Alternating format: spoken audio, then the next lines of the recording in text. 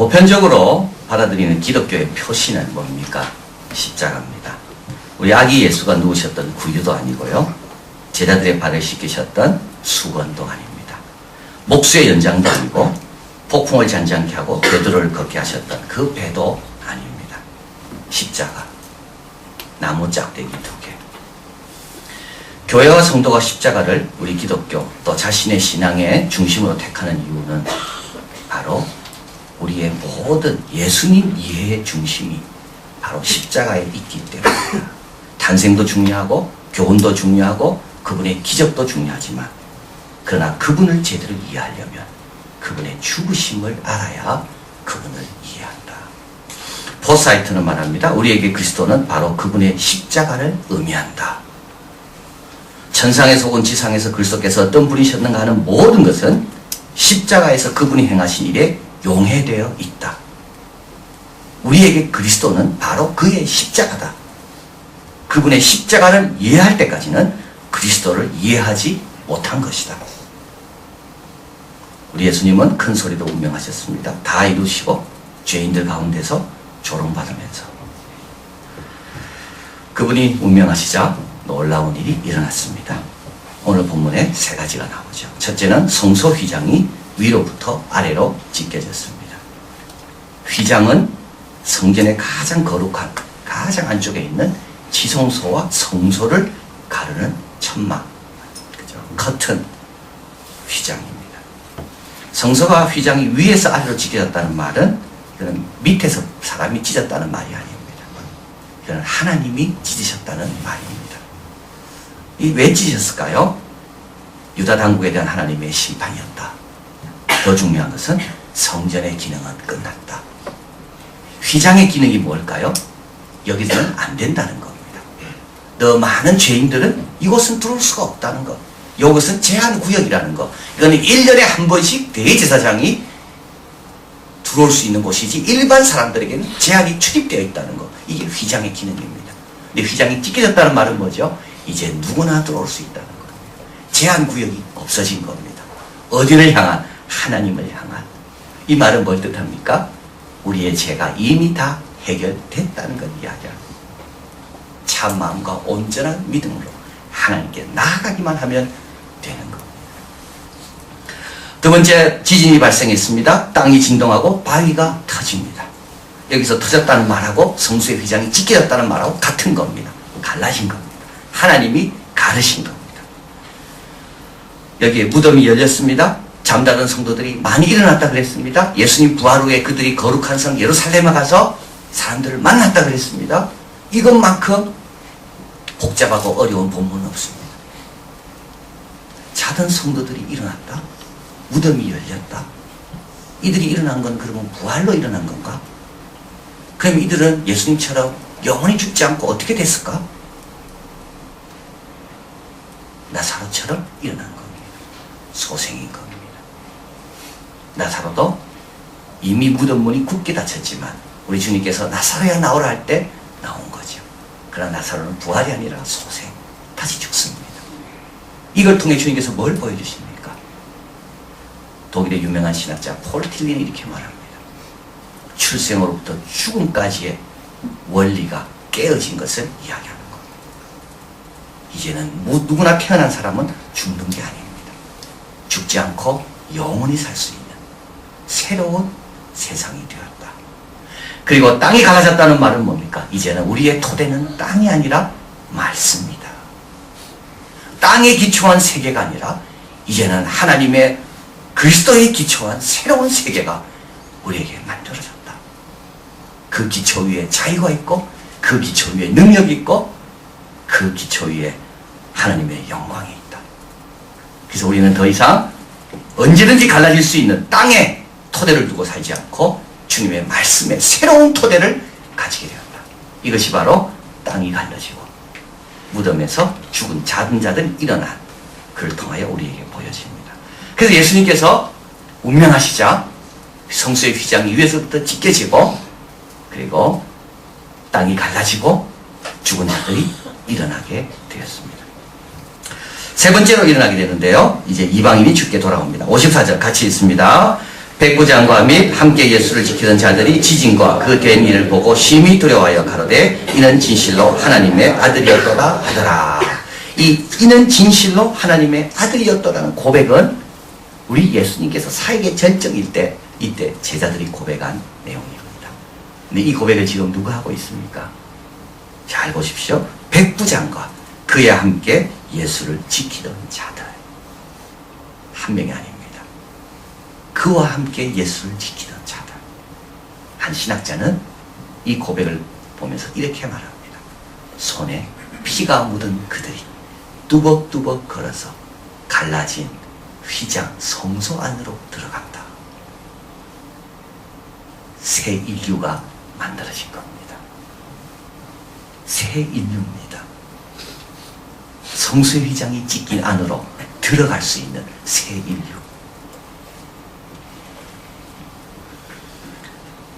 진실로 하나님의 아들이었다는 고백을 누가 하나요? 예수를 죽인 자가 하는 겁니다. 손에 피 묻은 자가 하는 겁니다. 예수님을 잘 따르던 자만 하는 게 아닙니다. 예수님의 죽음을 통하여 우리의 죄가 다 해결됐기 때문에 누구나도 하나님의 권속이 될 수 있는 새로운 시대가 열렸다는 것을 여기서 보여줍니다. 에베소서 2장 15, 19절 같이 읽어봅니다. 원수된 것 곧 의문에 속한 계명의 율법을 자기 육체로 폐하셨으니 이는 이 둘로 자기 안에서 한 새 사람을 지어 화평하게 하시고 또 십자가로 이 둘을 한 몸으로 하나님과 화목하게 하려 하시니라. 한 새 사람이 나옵니다. 여기에 십자가로 인하여 인류에게는 새 인류가 만들어지게 된 겁니다. 아담으로 인하여 죽을 수밖에 없는 인류가 아니라 이제는 누구나 한 새 사람이 되는 새로운 시대가 우리에게 열린 겁니다. 자, 그래서 맨 마지막에 2장 19절에 에베소서 이렇게 말합니다. 같이 읽어봅니다. 그러므로 이제부터 너희가 외인도 아니요 손도 아니요 오직 성도들과 동일한 시민이요 하나님의 권속이라. 디모디 켈러는 말합니다. 하나님의 재창조가 새 창조가 십자가에서 이루어졌다. 그런데 첫 번째 창조와 재창조는 완전히 다르다. 첫 번째 창조는 말씀으로 아름답게 창조하셨는데 두 번째 창조는 아들의 죽음으로 창조하신다. 왜냐? 그게 중요한 겁니다. 첫 번째 창조에 없는 두 번째 창조에만 있는 것이 있다는 거죠. 그게 뭐냐면 용서. 용서는 말로 되지 않는다는 거예요. 용서는 말로 되지 않는다는 거예요. 용서는 누군가 희생을 치러야만 되는 거예요. 용서는 용서가 있으라고 되지 않습니다. 공의의 하나님이 그냥 용서할 수가 없는 겁니다. 새롭게 창조하실 때 아들의 희생을 통하여 우리 하나님은 땅을 여시고 죽은 자를 일으키시고 이방인의 입술에 변화를 주시는 새로운 역사를 우리 하나님께서 만드신 겁니다. 한 신학자는 말합니다. 같이 읽어보겠습니다. 그 어느 것도 결코 다시는 이전과 같지 않을 것이다. 이제는 달라진 겁니다. 달라진 거예요. 성소의 휘장이 이미 찢겨버렸어요. 이미 죽은 자들이 살아난 것을 이미 하나님께서 시작하신 겁니다. 그리고 로마 백부장과 그 신하들이 이제 새로운 권속으로 들어오는 그 행렬이 시작된 겁니다. 그 어느 것도 이전과 같이 않을 것이다. 사망이 있고 저주가 있는 이곳에 생명이 있고 은혜가 있는 세상으로 바뀌었습니다. 맥스 루케이드는 예수가 선택한 십자가에서 선물에 대한 이야기를 합니다. 자기는 아내의 생일날 백화점으로 갔습니다. 여성의 옷을 산다는 것이 얼마나 어려운지 이때 알았습니다. 자기 어머니가 화장품 메이크가 잘 생각이 안 나는데요. 에스테로데인가 뭐 그래요. 그래서 자기는 무조건 아내 생일날 에스테로데를 사줬대요. 근데 이번에는 새로운 걸 사줘야 되겠다. 그래서 옷을 사주면 좋겠다. 그래서 백화점에 갔습니다. 근데 쉽지 않습니다. 여성 옷 산다는 게요. 우선 사이즈를 잘 모르더라고요. 그래서 저 어머니 이렇게 말합니다. 사이즈가 어떻게 됩니까? 잘 모르겠는데 나에 비교해서 어떻게 됩니까? 그 참 말하기 어렵더라고요. 색상, 디자인. 지갑으로 사려고 옮겼습니다. 남성 같으면 검정과 브라운만 고르면 되는데 여성의 색깔도 얼마나 많이 있는지 정말 어려운데, 그런데 사랑하는 자를 위해 선물 고르는 일은 너무 고귀하고 기쁜 일이더라는 겁니다. 그래서 선물을 고르기 위해 우리는 낯선 나라에 와 있기를 즐거워한다는 겁니다. 참 중요한 말이죠. 낯선 나라에 가야 그 선물을 고를 수 있기 때문에, 선물을 준비할 수 있기 때문에, 선물을 준비하는 사람은 항상 낯선 나라를 두려워하지 않는다는 겁니다.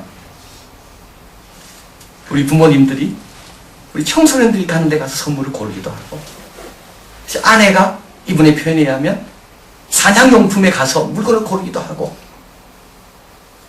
남편이 아내의 지갑을 위하여 여성 지갑하는 데 가기도 하고, 낯선 나라에 가까이 있는 겁니다. 그런데 우리는 선물을 고르고 줄 때 가장 멋지고 기쁘게 느껴집니다. 그런 말합니다. 이것이 바로 하나님을 빼닮은 모습이다. 좋은 걸 줄 때 제일 기뻐하신 하나님, 이게 하나님을 빼닮은 모습이라고요. 왜 아들을 낯선 나라로 보내십니까? 좋은 걸 주시려고. 잘못된 토대 위에서 비교하고 열등감 가지고 교만하기도 하고 자유를 잃어버리는 그 잘못된 토대 위에 살아가는 우리들에게 바른 토대를 주시려고, 출생으로부터 아무리 잘 살아도 죽을 수밖에 없는데 이제는 출생과 이어서 죽음이 아니라 영원히 사는 그 생명을 허락하시려고.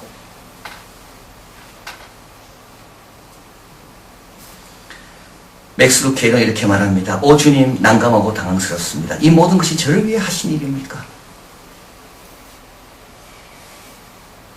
성취를 위해 죽으시고, 의롭게 죽으시고, 제물로 죽으시고, 본으로 죽으시고, 왕으로 죽으신 이 모든 것이 이 부족한 나를 위해 하신 것입니까? 로마서 5장 8절 맞습니다. 우리가 아직 죄인 되었을 때 그리스도께서 우리를 위하여 죽으심으로 하나님께서 우리에 대한 자기의 사랑을 확증하셨다. 이것은 바로 너를 위한 거다. 나는 이 선물을 주기 위해 많이 고민했고 골랐고 낯선 나라에서 많이 시간을 보냈다. 이건 다 너를 위한 나의 선물이다. 이제 우리가 할 일은 뭔가요? 61절. 이번 특별 새벽 기도의 결론입니다. 61절. 거기 읽어봅니다. 거기 막달라 마리아와 다른 마리아가 무덤을 향하여 앉았더라. 무덤을 향하여 앉았더라. 무덤을 향하여 앉았더라. 아리마대 요셉은 장사 지낸 다음에 떠났습니다. 제자들은 그 근처에도 오지 않았습니다. 그러나 이 두 여인은 무덤을 향해 앉았더라. 예수님의 죽음에 대해서 묵상하는 겁니다. 예수님의 죽음을 가까이 하는 자들입니다. 예수님의 죽음을 묵상하면 묵상할수록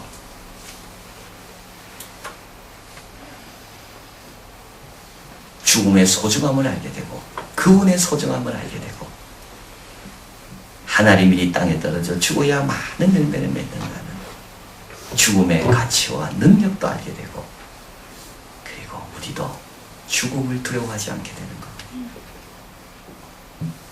무덤을 향하여 앉았더라. 우리 주님 부활하신 다음에 누구에게 제일 먼저 만나십니까? 이 여인들입니다. 무덤을 향하여 앉은 여인들.